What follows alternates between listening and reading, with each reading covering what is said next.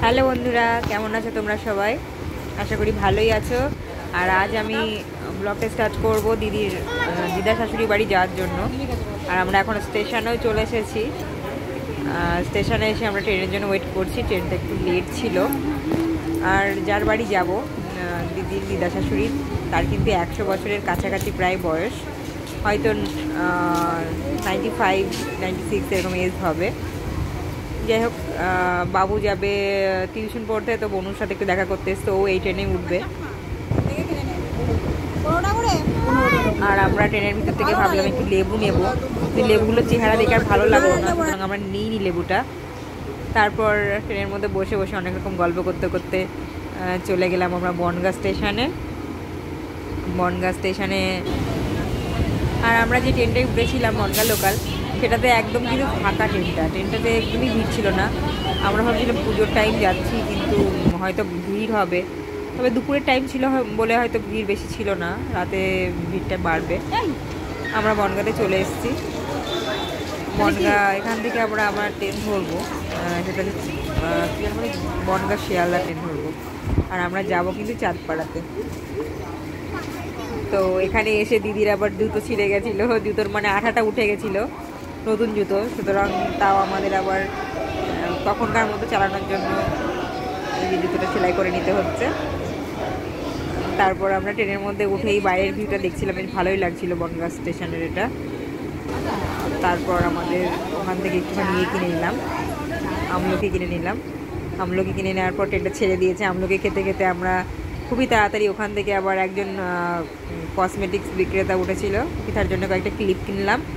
কিনে আমরা ক্লিপ কিনে টাকা দেওয়ার সময় নেই, চলে এসেছি আমরা চাঁদপাড়াতে। চাঁদপাড়া স্টেশনে আমরা ঢুকে গেছি। আবার দিদা শাশুড়ির বাড়ি কিন্তু যেতে হবে স্টেশনের উপর দিয়ে, হেঁটেই যেতে হবে। স্টেশনের কাছে লাগোয়া বাড়ি, কিন্তু স্টেশনের কাছে একটা মাঠে ওখানে জল জমেছিল বলে আমাদের এই মারাত্মক রাস্তাটা দিয়ে হেঁটে হেঁটে যেতে হলো। আর অনেকটা ঘুরে যেতে হয়, স্টেশন হয়ে যেতে গেলে অনেকটা ঘুরে যেতে হয়। আমরা এখনও পৌঁছাইনি, এই যে হাঁটছি, এবার পৌঁছে যাব, খুব কাছাকাছি চলে এসেছি। আর এই যে অবশেষে দিদার দেখা পেয়ে গেছি। দিদা, এই যে সুন্দরী মহিলা, এনার বয়সে কিন্তু 100-র কাছাকাছি, খুবই সুন্দরী। তোমরা দেখতেই পাচ্ছ আমার মেয়েকে আদর করছে। আমাকে উনি অনেক দেখেছিলাম, ভালোবাসতো, আগে খুব আসতো, এখন তো বয়স হয়েছে, আসতে পারে না আর। এরপর আমরা এখানে বেশিক্ষণ ছিলাম না, খাওয়া দাওয়া করেই বেরিয়ে গেছিলাম। এই যে আমরা খাচ্ছি, অনেক কিছু মেনু ছিল, মাছ, মাংস, শাক, আরও অনেক কিছু মেনু ছিল, মাছের তেল। আমরা বেরিয়ে আসবো এবার, খাওয়া দাওয়া হয়ে করে বেরিয়ে আসবো। দিদা এই যে যাওয়ার সময় দিদি হাত করলো, আমিও আদর করে আসবো দিদাকে। দিদা আসবে, দিদির বাড়ি গৃহপ্রবেশ আছে, তখন আসবে। এই যে দিদার সাথে দিদা আমার সাথে ফটো তুলছিস আমার, দিদার এখনও স্মৃতিশক্তিটা কিন্তু খুবই প্রখর আছে, খুবই ভালো। এখনও হাঁটা চলা দেখলে তোমরা বুঝতেই পারবে যে কতটা স্ট্রং আছে দিদা। এই যে দিদা আমাদের এগিয়ে নিয়ে যাচ্ছে, আমাদের সাথেই যাচ্ছে, পুরো সাহেব দিদা, এতটাই সাদা। তারপর এই দিদা আমাদের পুরোটাই এগিয়ে দিয়ে আসছে। তুমি যাওয়ার সময় আবার আমার দিদাকে আদর করে দিচ্ছে। এরপর দিদা এই যে আমাদেরকে ভালোভাবে এগিয়ে দিয়ে গেল।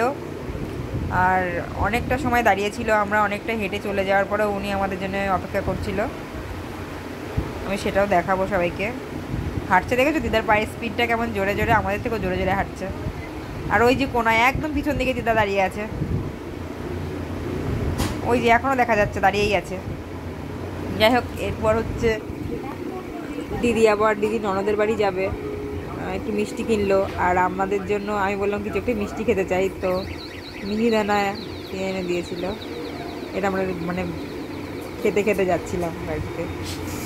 তারপর আমরা বাড়ির পথে রওনা দিয়েছি, ঠাকুর দেখতে দেখতে, প্যান্ডেল দেখতে দেখতে বাড়ির পথে রওনা দিয়েছি। বাই বাই, আজ এই পর্যন্তই থাকবে ব্লগটা, এখানে শেষ করছি।